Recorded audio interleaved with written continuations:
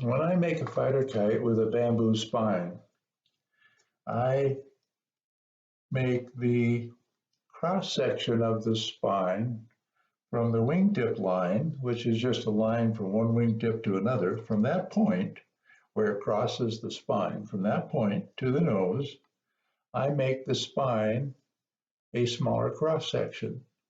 I do that because I want the spine in that area to be more flexible, more easily bent. And then for the remaining part of the spine towards the tail of the kite, I want that stiffer so I don't make it as small a cross section as I do for the nose part. Now, when I'm using a carbon fiber strip or flat carbon fiber for a spine, I do the same thing. I make the point where the wingtip line crosses the spine from there to the nose, I make that a smaller cross section for the same reason. I want it to be more flexible. And so I leave the rest of it from there to the tail of the kite untouched, so it's stiffer.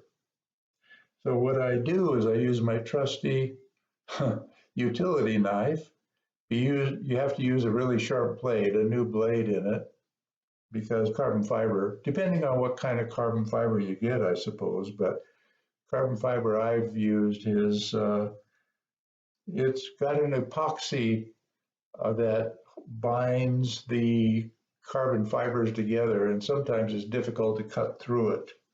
But I just angle my blade at the edge and then run it through so that it splits sections off of the edge of the carbon fibers.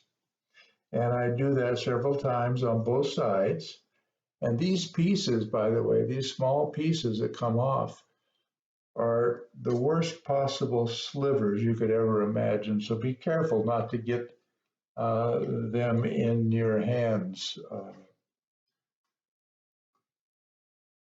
So when I have the cross-sectional area that I want, the flexibility that I'm looking for, then that's it. That's it. The rest of it, I just cut so that the tail is the right length, and then I leave this to be stiffer.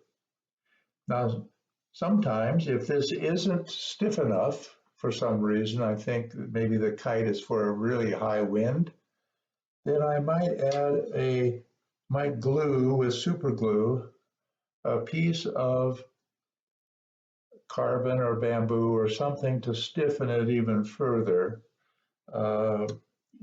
But normally I don't have to do that. It's stiff enough by itself. And this carbon that I use here, this is 1 millimeter thick and 5 millimeters wide.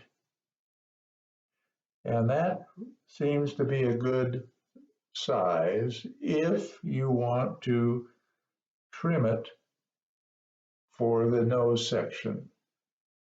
If you don't, you just want to use it all the same, then maybe a 1 millimeter by 4 millimeter size flat carbon would work just as well.